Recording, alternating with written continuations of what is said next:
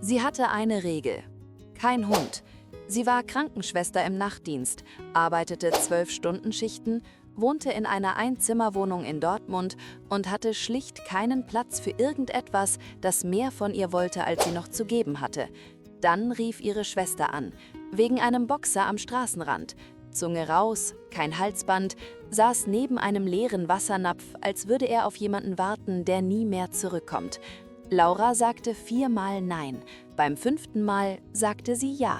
Und 8 Monate später, um genau 2:47 Uhr morgens, rettete diese Entscheidung ihre Familie. Das ist Coopers Geschichte. Und am Ende werdet ihr verstehen, warum manche Hunde uns nicht zufällig finden. Laura hatte 3 Gewissheiten. Sie war kein Morgenmensch, sie weinte nicht und sie würde auf gar keinen Fall einen Hund bekommen. Einzimmerwohnung in Dortmund, anspruchsvoller Job als Nachtkrankenschwester und ein Sozialleben, das sich schon ohne alles Weitere zu viel anfühlte. Hunde brauchen Auslauf, Aufmerksamkeit, Verlässlichkeit.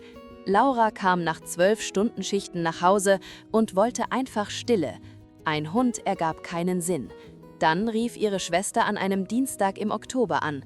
Sie hatte einen Boxer am Straßenrand gefunden, mager, verwirrt, sitzend neben einem leeren Wassernapf, den jemand wie eine Art Entschuldigung dort hinterlassen hatte. Ungefähr 2 Jahre alt, brindelfarbenes Fell, schwarze Maske und eine Zunge, die scheinbar etwas zu groß für sein Gesicht war. »Ich kann ihn nicht behalten«, sagte die Schwester. »Mein Vermieter hat Nein gesagt.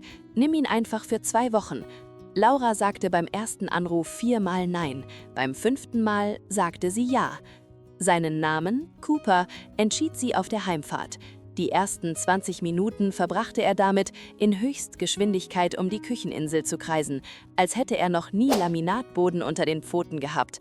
Er warf eine Lampe um, rutschte gegen die Badezimmertür, setzte sich dann direkt vor Laura, schaute zu ihr hoch mit riesigen bernsteinfarbenen Augen und nieste so heftig, dass sein ganzer Körper zitterte.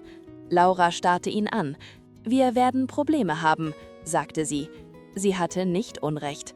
Also Leute, das wissen die wenigsten über Boxer. Ursprünglich im 19. Jahrhundert in Deutschland als Jagd- und Arbeitshunde gezüchtet, später als Militärboten und Polizeihunde eingesetzt, sind sie intelligent, intensiv loyal und emotional sensibel auf eine Art, die fast jeden überrascht, der ihnen begegnet.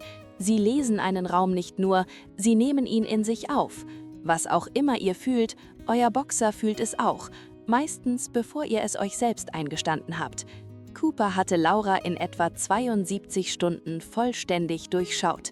Echt jetzt, 72 Stunden. Am Ende seiner ersten Woche hatte er eine unverrückbare Routine etabliert. Jeden Abend, ohne Ausnahme, positionierte er sich neben Lauras Bett. Nicht drauf, daneben. Sein Kinn auf der Matratze, ihre Atmung verfolgend, bis sie einschlief. Sobald sie sich nicht mehr bewegte, senkte er den Kopf und schlief auf dem Boden neben ihr. Drehte sie sich um, verschob er sich. Stand sie auf für ein Glas Wasser, folgte er, wartete und begleitete sie zurück. Dann begannen die schweren Nächte und Cooper bemerkte sie alle. Krankenpflege macht etwas mit einem, das schwer zu erklären ist, wenn man es nicht selbst erlebt hat. Man hält die ganze Schicht durch, bleibt gefasst, bricht nicht zusammen, weil Zusammenbrechen keine Option ist. Aber es sammelt sich an und manchmal kommt es mit nach Hause, egal ob man es eingeladen hat oder nicht. Die erste schwere Nacht kam im November, 3 Wochen nach Coopers Ankunft. Laura kam von einer Schicht nach Hause, die schiefgelaufen war, auf diese Art, über die man nicht spricht, die man einfach trägt. Um 1:15 Uhr nachts setzte sie sich auf den Küchenboden, weil sich das wie das Ehrlichste anfühlte, was sie tun konnte.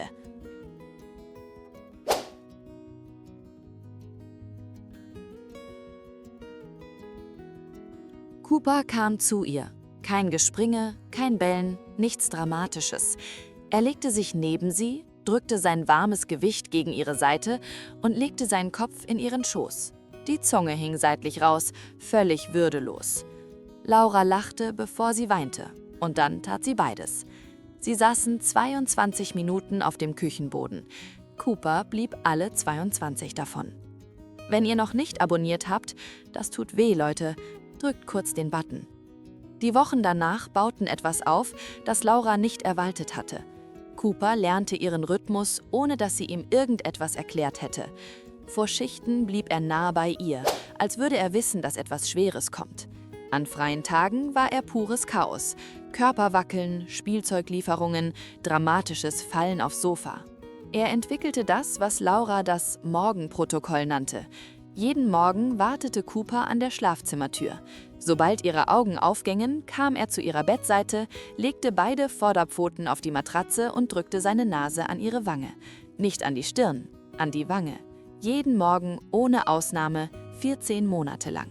»Es ist, als würde er checken«, sagte Laura einmal, »als müsste er bestätigen, dass ich noch okay bin. Manche Hunde lieben euch. Boxer prüfen euch. Krass, oder?« Es gab auch das Spielzeugproblem. Cooper hatte 9 Spielzeuge. An leichten Tagen die grüne Schildkröte. Nach schweren Nächten immer das Seil. Nicht der Ball, nicht die Ente. Das Seil. Jedes Mal. Die Nacht, die alles veränderte, war ein Donnerstag im Februar. Laura hatte eine Doppelschicht gearbeitet und kam erschöpft nach Hause. Auf diese Art, die über müde hinausgeht. Sie schlief ungewöhnlich schnell ein. Licht noch an, noch in ihrer Pflegekleidung. Um 2:47 Uhr fing Cooper an zu bellen. Nicht sein normales Bellen, scharf, beharrlich, gezielt. Laura wachte verwirrt auf und fand ihn an der Schlafzimmertür, bellend auf etwas, das sie nicht sehen konnte.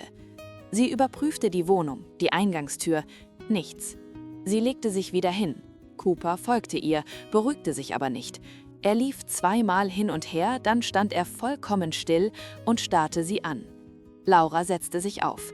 Sie wusste nicht warum, sie spürte es einfach. Sie schaute aufs Handy. Eine Nachricht von ihrer Mutter vor 20 Minuten geschickt. Ihr Vater war ins Krankenhaus eingeliefert worden, Herzschmerzen, wartete auf Ergebnisse. Ihr Vater war stabil, aber sie saß um 4 Uhr morgens auf dem Krankenhausparkplatz und dachte daran, dass Cooper sie um 2:47 Uhr geweckt hatte, bevor sie die Nachricht gesehen hatte, bevor sie es wusste. Sie hat keine Erklärung. Sie hat aufgehört, nach einer zu suchen. Cooper ist jetzt 4 Jahre alt. Er schläft immer noch neben Lauras Bett, macht jeden Morgen sein Wangenchecking und taucht in der Küchentür auf, wenn die Nächte schwer werden. Die 2-Wochen-Probe endete vor 26 Monaten. Weder Laura noch ihre Schwester haben das je wieder erwähnt. Sie ist immer noch kein Morgenmensch. Ein bisschen gegen ihren Willen ist sie zum weinenden Typ geworden und ohne jeden Zweifel ein Hundemensch. Manche Hunde finden euch genau dann, wenn ihr sie braucht. Keine Erlaubnis, keine Einladung. Sie tauchen am Straßenrand auf, Zunge zu groß für das Gesicht und entscheiden, dass ihr Mensch seid. Cooper hat entschieden. Laura hatte keine Wahl. Würdet ihr den Instinkten eines Hundes vertrauen oder denkt ihr, das alles ist Zufall? Schreibt's mir in die Kommentare.